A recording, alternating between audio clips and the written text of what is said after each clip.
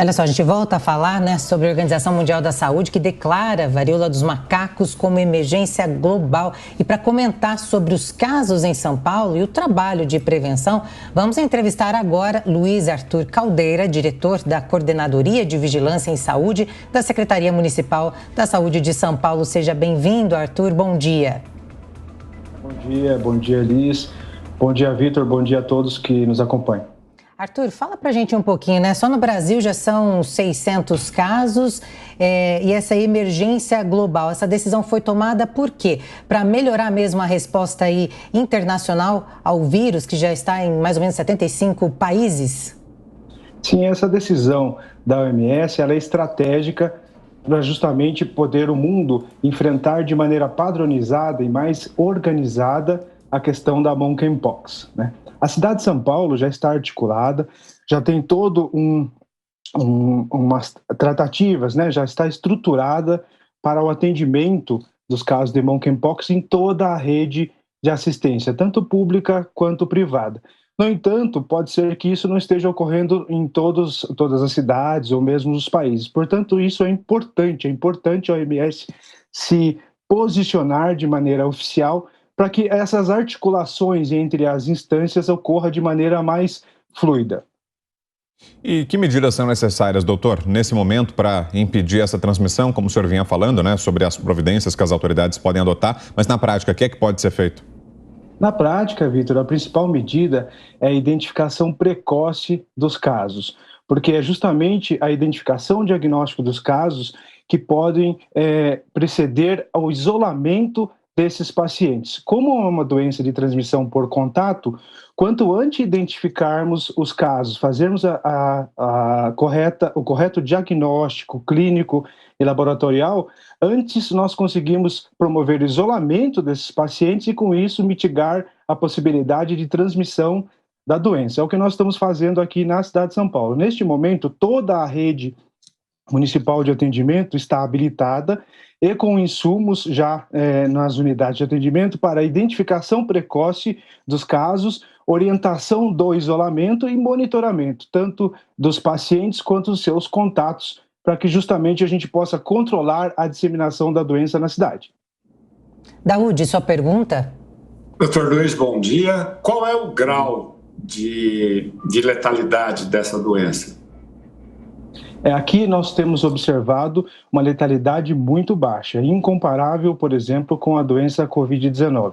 Para se ter uma ideia, nos 486 casos registrados aqui na capital, cerca de 4% apenas tiveram a necessidade de internação, e essas internações foram muito mais a critério médico para observação desses pacientes devido a fatores intrínsecos. Então, por exemplo, pacientes que são imunossuprimidos ou que têm alguma outra doença grave, que o médico do paciente, por precaução, solicita internação e acompanhamento nesses 21 dias de isolamento intra-hospitalar. Nós não temos nenhum registro de óbito aqui na cidade de São Paulo, nem no país, e nem mesmo registros de agravamento da doença. No mundo todo, para se ter uma ideia, cerca de 16 a 17 mil casos foram registrados e 5 óbitos foram registrados como decorrentes de monkeypox. Então, uma letalidade realmente muito baixa, sinais de gravidade muito baixos, não é a nossa realidade nesse momento. Nesse momento, nós estamos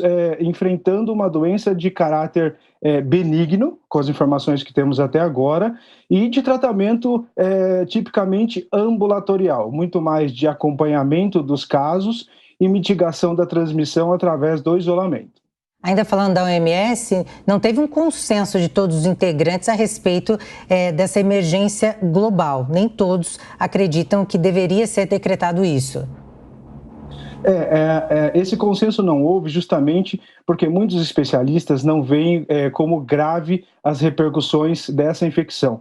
No entanto, nós vimos como importante porque a possibilidade justamente da OMS tomar a frente das diretrizes de contenção da disseminação da doença é o principal fator a ser observado justamente nessa medida tomada pela OMS. Isso é importante por quê? Porque muitos países não estão devidamente organizados para enfrentamento de epidemias. Não quer dizer necessariamente que essa doença se tornará uma epidemia, Mas como é uma doença de transmissão já comprovada e as características delas ainda estão sendo observadas, a OMS tomou esse cuidado de preventivamente organizar um enfrentamento mundial a essa doença. Qual que é o objetivo principal dessa declaração de emergência? Que justamente possa todos os países fazer a identificação e isolamento precoce desses pacientes para que não haja uma disseminação pelo mundo e depois temos que correr atrás do prejuízo, né? Agora, doutor, queria mudar um pouquinho de assunto, falar um pouco sobre Covid-19. Trouxemos mais cedo aqui no Jornal da Manhã a informação da liberação da 4ª dose da vacina para novas faixas etárias. Aqui em São Paulo, quem tem mais de 30 anos também vai poder receber a 4ª dose da vacina. Aos poucos vai sendo ampliada essa campanha de imunização. Mas queria saber do senhor como é que deve funcionar daqui para frente. Até ouvindo o doutor como representante do poder público, né, que está acompanhando mais de perto essas discussões. O que é que o senhor imagina para o futuro? Vão ser necessárias vacinas anuais, uma ou duas doses? Como é que vai funcionar o esquema de imunização contra a Covid-19? Afinal de contas, começou a vacinação ainda num período conturbado, né? No momento ali do auge da pandemia, em que era uma emergência e aí podemos dizer que foi com o carro andando, né? O pneu foi sendo consertado com o carro andando, a vacinação começou, mas agora, depois de passado esse período inicial, como é que vai se organizar a campanha de vacinação contra a Covid daqui para frente? O que é que o senhor imagina, pelo menos, doutor? O cenário da Covid-19, Vitor, como todos acompanham, ele tem mudado aí ao longo desses 2 anos.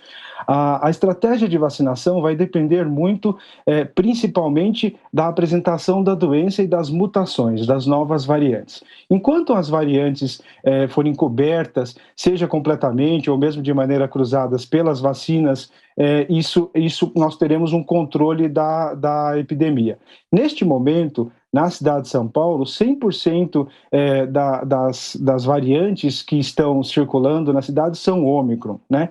E com isso nós temos um certo controle da epidemia e nós temos um conhecimento sobre a repercussão dessa doença entre nós, porque nós temos conhecimento sobre o comportamento dessa variante. O que pode diferenciar a estratégia de vacinação é justamente o surgimento ou não de novas variantes. Neste momento, o que nós temos de concreto é assim, com o passar dos meses, a titulação de anticorpos vai caindo no organismo. Por isso é importante que as pessoas recebam a sua dose de reforço.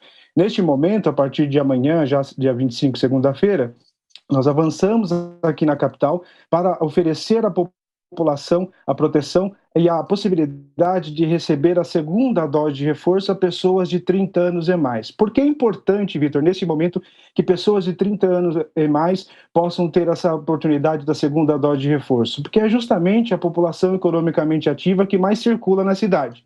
Então, nós imaginamos que, principalmente agora, no inverno, onde a disseminação de vírus fica mais facilitada, principalmente os vírus respiratórios, nós imaginamos que é epidemiologicamente estratégico também avançar a essa faixa etária a possibilidade de reforço do seu calendário vacinal, reforço da dose contra a Covid-19.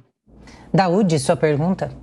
Doutor Luiz, nós temos ouvido muito as pessoas dizendo o seguinte: não vou tomar essas doses de reforço porque essa vacina não combate a Ômicron. O que o senhor acha disso? Está certo? Está errado? É uma visão errada desse posicionamento de algumas pessoas? É uma visão errada, uma visão no mínimo distorcida dos fatos, né? A vacinação já comprovou, né? O processo de vacinação já comprovou a eficácia, comprovou a capacidade de minimizar os danos provocados pela Covid-19, né? Nós diminuímos muito os casos de desfecho grave e óbitos com a vacinação. E assim, essas vacinas que estão hoje disponíveis de todos os laboratórios, elas têm sim eficácia contra a variante Ômicron em uma medida ou outra, a depender do laboratório. O que é importante? Essa proteção individual e também coletiva, ela conduz sim a uma segurança maior frente à epidemia. Hoje nós podemos observar, nós temos notícias aí falando já da 7ª onda na Europa, causando transtornos em alguns países. Por que nós não verificamos esses transtornos aqui hoje no país e principalmente na cidade de São Paulo? Haja vista justamente a alta taxa de cobertura vacinal que nós temos. Então é importante que as pessoas sigam se vacinando e, mais importante ainda, é importante que as pessoas considerem essas doses que nós chamamos de reforço como parte do calendário vacinal. Essas doses de reforço, elas não são doses opcionais, elas são doses que completam o seu esquema vacinal. Então é importante para a segurança pessoal e da sociedade, para mitigarmos a proliferação do vírus e conseguimos combater de maneira definitiva a pandemia, que todos completem o seu esquema vacinal, inclusive as doses de reforço. Bom, conversamos então com Luiz Arthur Caldeira, diretor da Coordenadoria de Vigilância em Saúde da Secretaria Municipal de Saúde de São Paulo. Muito obrigada pela sua participação aqui no Jornal da Manhã. Bom dia, eu que agradeço.